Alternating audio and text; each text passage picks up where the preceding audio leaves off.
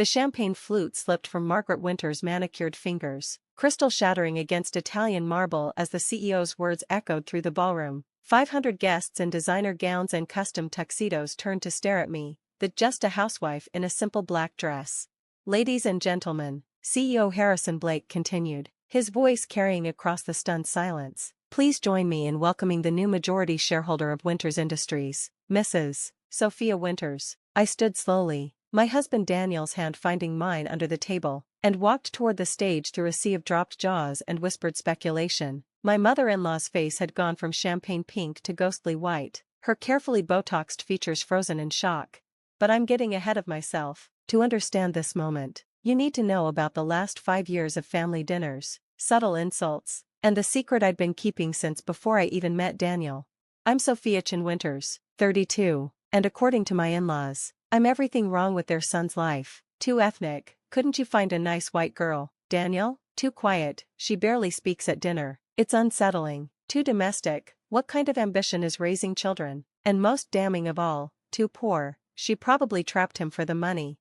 What they didn't know was that I'd been managing my family's investment portfolio since I was 18, turning my late father's modest tech startup shares into a fortune through strategic trades and venture capital investments. By 25, I'd accumulated enough wealth to retire. By 27, when I met Daniel at a charity auction, I was worth more than his entire family combined.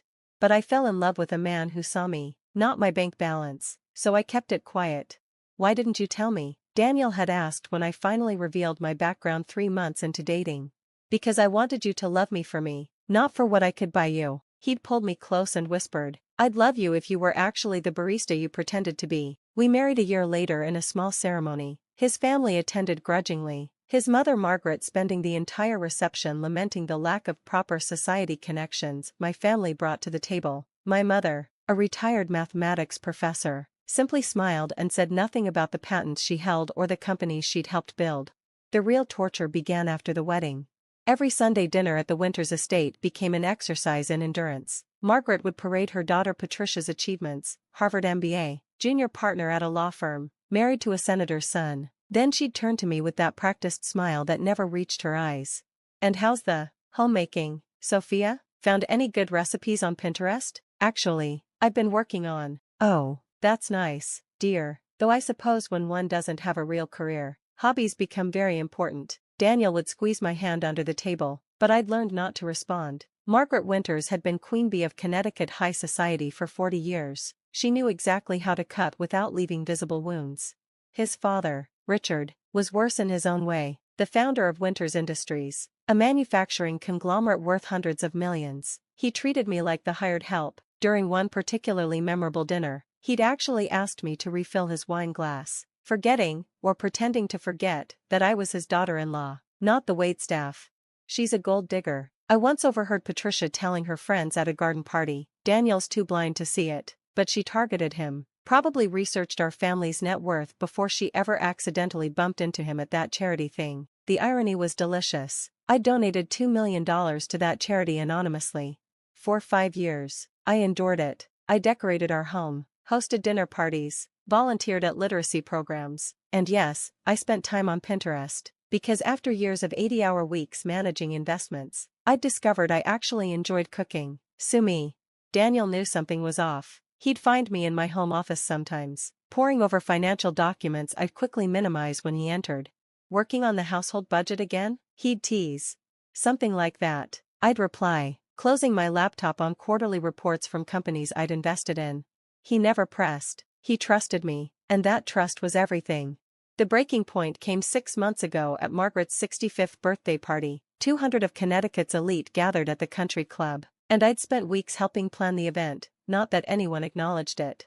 Poor Daniel. I heard Margaret telling her friends by the dessert table, he could have had anyone. The Ashford girl was practically throwing herself at him. She's a cardiac surgeon now, you know. Instead, he chose, well, I suppose she's pretty enough. That's something. She is standing right there. Mother, Patricia added with a laugh, though I suppose when you contribute nothing to society, you have time to eavesdrop. I'd excused myself to the bathroom and spent 10 minutes doing breathing exercises. Daniel found me there, tears ruining my carefully applied makeup.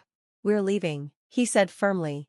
No, that's what she wants. For me to make a scene, to prove I don't belong. Sophia, I'm fine, let's go back. But I wasn't fine. That night, I made a decision.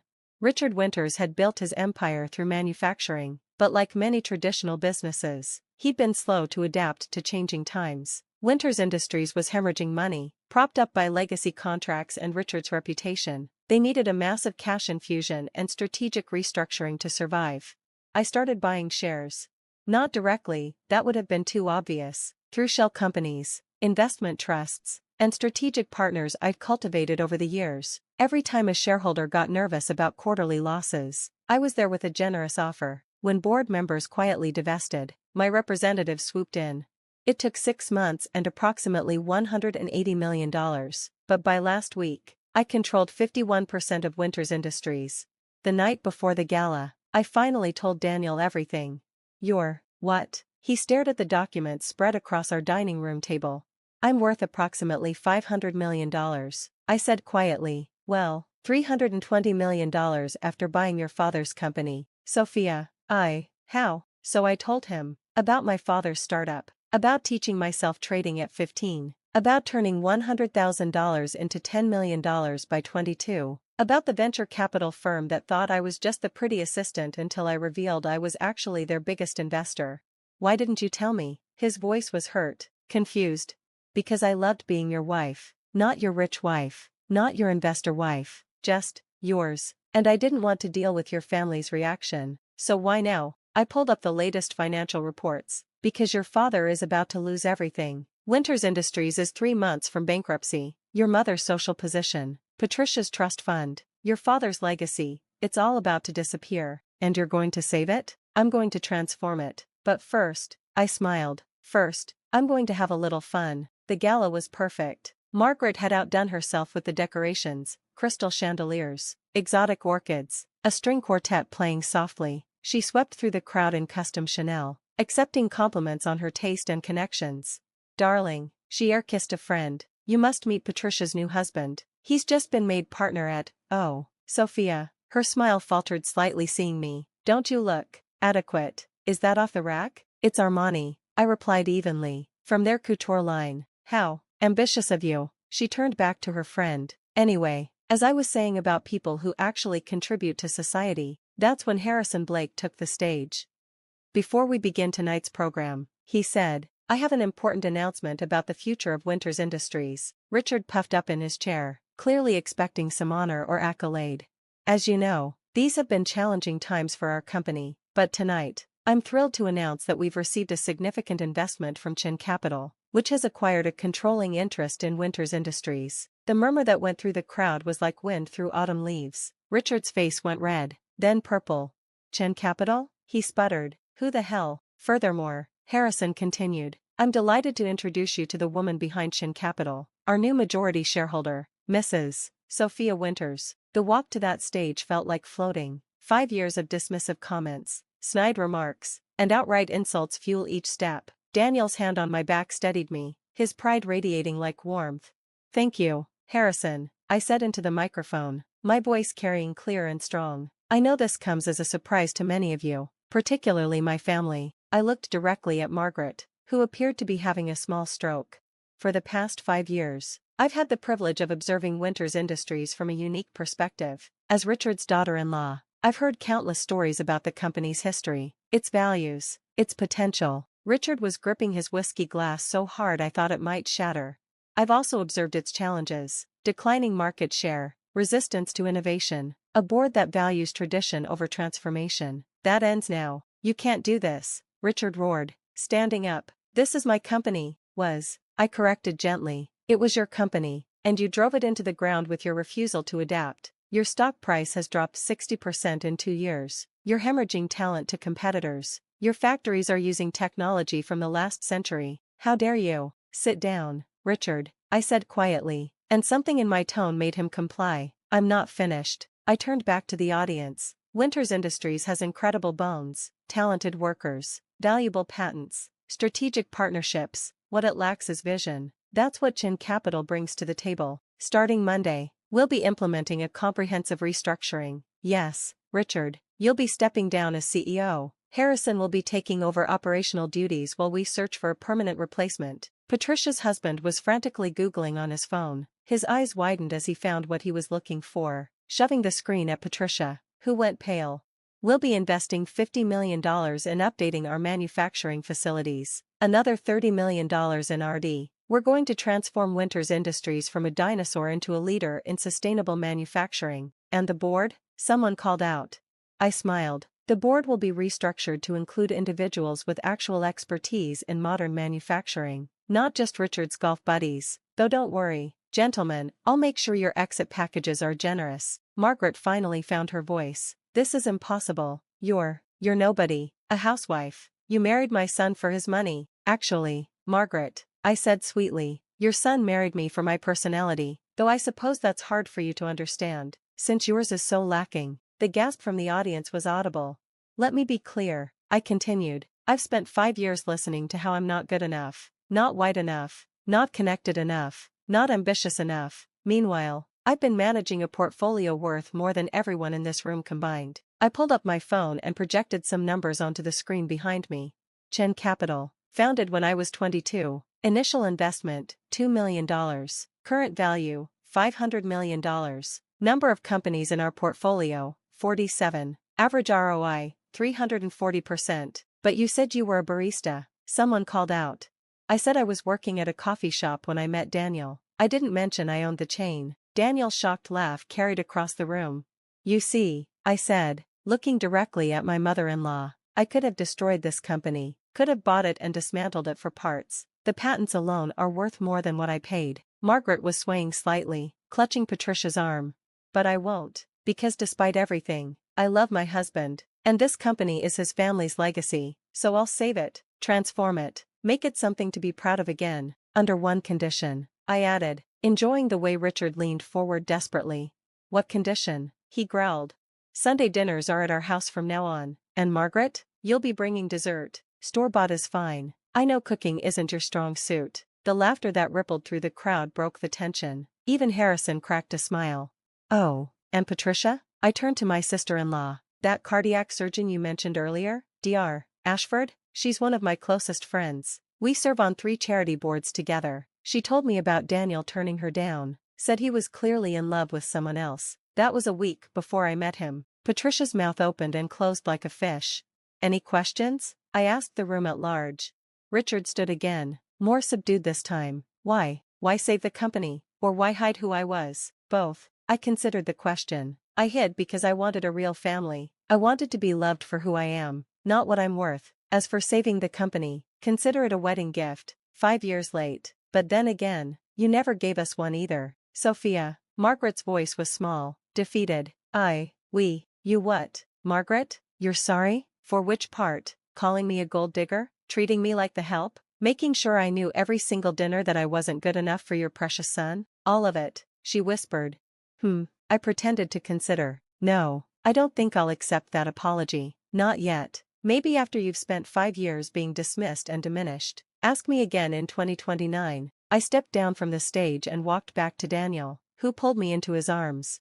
You're incredible, he murmured against my hair. Also terrifying, but mostly incredible. Are you angry? About the secrets? I'm processing, he admitted, but mostly I'm in awe. My wife, the secret billionaire, multimillionaire, I corrected, and not so secret anymore. The rest of the gala was a blur. People approaching with congratulations, business cards, investment proposals. Richard and Margaret left early, Patricia trailing behind them. Harrison stayed close, discussing transition plans and asking surprisingly insightful questions about my vision for the company. You know, he said quietly, I've been waiting 20 years for someone to stand up to Richard. Thank you. Don't thank me yet, I warned. The real work starts Monday. The drive home was quiet. Daniel held my hand, processing everything he'd learned. So the home office, he started, is actually my command center. Yes, and the cooking hobby is a real hobby. Turns out I actually like domesticity when it's a choice, not an expectation. And the Pinterest boards? I laughed. Okay, those were mostly for show, though I did find some excellent soup recipes. He pulled into our driveway, our modest colonial that Margaret always sniffed at for being too middle class. No regrets? He asked. About revealing everything? None. I'm tired of being underestimated. Mom's going to need therapy. I'll pay for it. Consider it part of her severance package. She's not actually on the company payroll. Oh, I know, but she's been taking a consulting fee of $10,000 a month for the last 15 years. We'll be terminating that arrangement. Daniel whistled. You really did your homework. I've had 5 years to prepare. Inside, I kicked off my heels and went straight to the kitchen, pulling out ingredients for midnight pasta. Daniel watched from the doorway, a strange expression on his face. What? I asked, heating olive oil in a pan. Just reconciling things. My wife the homemaker, my wife the business mogul, my wife who's currently making carbonara at 1 a.m. in a ball gown. I contain multitudes, I said, cracking eggs into a bowl. That you do. He came up behind me, wrapping his arms around my waist. I love you, all of you, even the parts you hid, even the part that owns your father's company, especially that part. It was beautiful watching you destroy them with spreadsheets and politeness. We ate pasta at our kitchen island, still in formal wear, planning the future, the companies I wanted to acquire, the innovations we could implement, the scholarships we'd fund, the foundation we'd build. No more hiding, Daniel said firmly. You're brilliant. The world should know it. No more hiding. I agreed, though I'm keeping the Pinterest boards. Some of those recipes really are excellent. My phone buzzed. A text from Margaret. We need to talk. I showed it to Daniel, who laughed. What are you going to do? Nothing tonight. Let her stew. Tomorrow, maybe I'll invite her for coffee, at one of my cafes. Evil. I like it. Another text. This one from Patricia. I googled you. Holy shit. At least she's succinct, Daniel observed.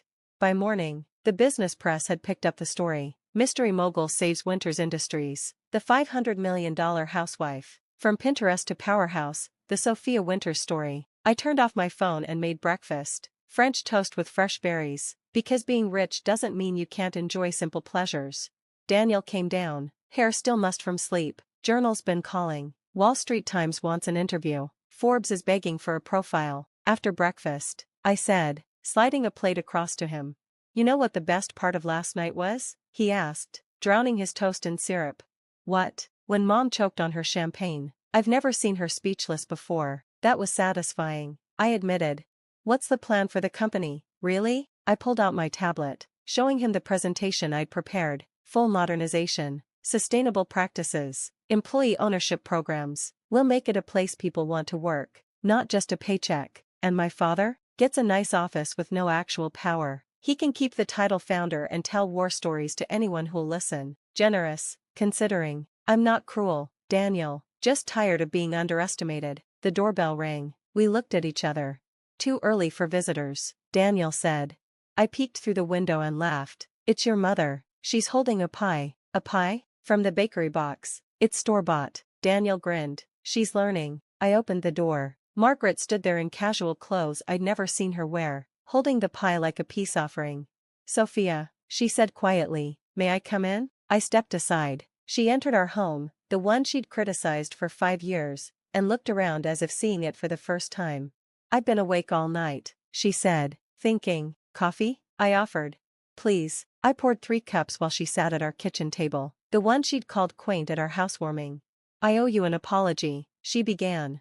Yes, you do. I was threatened by you. You didn't need us, didn't need our money or connections. You just loved my son. That terrified you? She nodded. I've spent my whole life believing value came from what you could provide. Money, status, connections. You had your own, so I couldn't understand why you were here. Because I loved him, I said simply. Still do. I see that now. I also see what I've lost. 5 years of knowing my daughter-in-law, the real one, not the shadow I forced you to become. Daniel reached for my hand under the table.